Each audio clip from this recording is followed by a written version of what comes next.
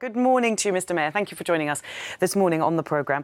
I'd like to pick up off the back of the report that we were just watching there. We were in Poland. We were seeing how dependent Poland is on the coal industry. And indeed, the government's announced that it's going to be opening new coal mines.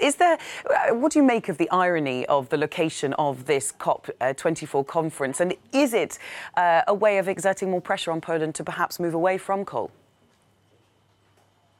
Well, I think clearly Poland needs to move away from use of coal, and all the analysis shows that economically they would be better off if they did, if they used electricity much more efficiently and diversified into renewable energy. That's happening in my country, in the United States. We're rapidly reducing the use of coal despite Donald Trump's presidency, because natural gas, renewable energy, energy efficiency are basically much cheaper than coal. But the world scientists say that we have to get off coal entirely by mid-century if we're going to have a chance of averting the worst impacts of climate change. We also have to dramatically reduce use of oil and natural gas and make a transition to a clean energy economy. Well, let's talk about some of those goals. Experts saying now that with current commitments in place, the world's on track for about 3 degrees of degrees centigrade of global warming, which means that obviously massive changes are needed in order to try to hit the 1.5 degree target.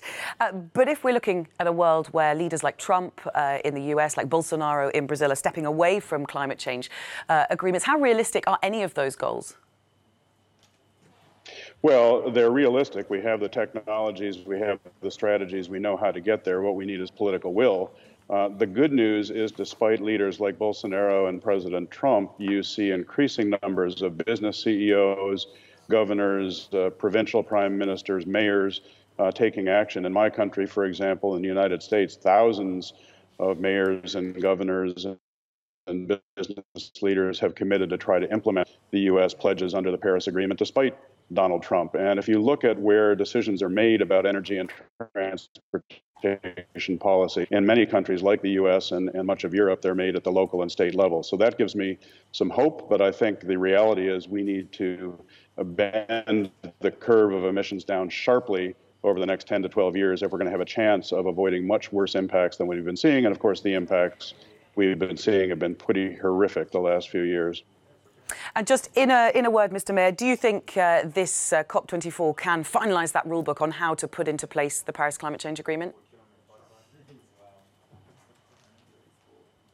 Yes, I think by the end of next week, we'll probably get an overall agreement on the Paris rulebook. I think what's more up for grabs over the next couple of years is, will countries commit to raise the ambition of their emission reduction pledges under the Paris Agreement, as the recent world scientists report they have to do if we're going to avoid the worst impacts of climate change. The really key moment on that front is not going to be here in Katowice. It's going to be next September in New York City, when the Secretary General of the United Nations, Antonio Guterres, hosts a summit for world leaders to talk about the need to raise ambition. He will be giving a speech here in Katowice tomorrow morning, talking about the details of that summit. That's the real political deadline for leaders come to New York prepared to raise ambition. All right, thank you very much. Alden Mayor from the Union of Concerned Scientists there. And I do apologise for... And the French President, Emmanuel Macron, has vowed to hold talks with protest groups after the worst unrest in a decade.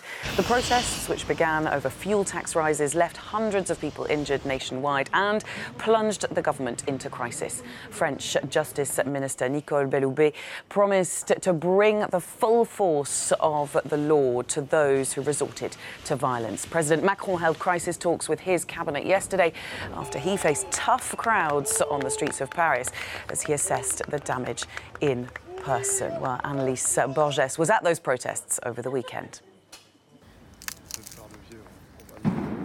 The pole of his flag is something Patrick can afford to lose. But there are things the 58-year-old is not ready to accept in modern-day France. When we see people in the streets without a home, there's misery everywhere. The cost of living, everything is so expensive. Pensioners are struggling. It's hard for everyone.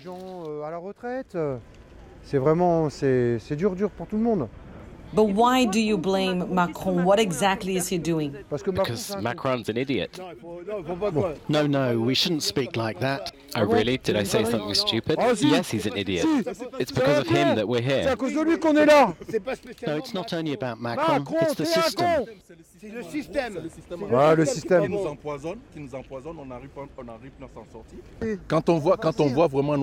When we see that our politicians have the privilege to afford suits that cost 45,000 euros, when that is the equivalent of the yearly salaries of 3 people, we have the right to revolt. They're taking everything away from us. In the end, we're left with nothing, and they're still trying to steal from us. It hurts. This group of friends came from the suburbs of Paris to join the so-called Yellow Vests, the movement that for the past 3 weeks has been taking to the streets to protest against government policies they say are making their lives impossible. It's about the cost of living. We are being strangled by taxes, and we're fed up with the social injustice. We are constantly giving to the richest and taking away from the middle and lower classes. Exasperated, many are convinced there is only one way out. Why is this so magnificent? Because we're fighting for our freedom. A fight, precisely what the government wanted to avoid, erupted once again.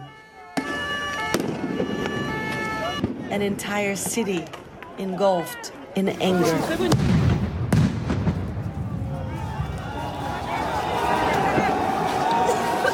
Chaos is yet something else demonstrators blame authorities for. They're crazy, and then they say they want peace. We're doing nothing. It's shameful, shameful. We're doing nothing, and they're shooting at us.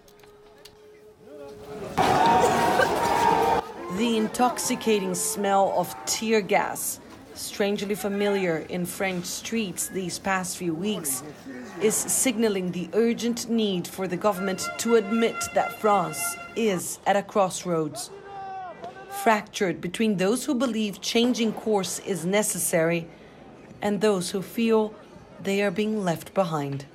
Good morning, Carlos. Good morning, Bill. Now, many in Spain concerned about what this victory for Vox might mean on the national level in terms of far-right support, aren't they? Yeah, indeed. I mean, what happened last night in Andalusia has been referred to as a political earthquake by El País, Spain's major daily newspaper.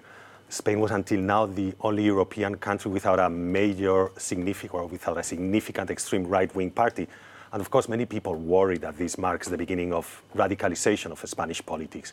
You know, at the core of Vox Party ideology lies a visceral rejection of Basque and Catalan independence movements. And then they are, of course, anti-immigration, anti-gay marriage, anti-feminist, and softly Eurosceptical. So the big question mark here is whether they are just riding high on the Catalan independence issue, since most Spaniards do reject the independence, or they are here to stay. All right, thank you very much, Carlos Rubio, there in the studio with us.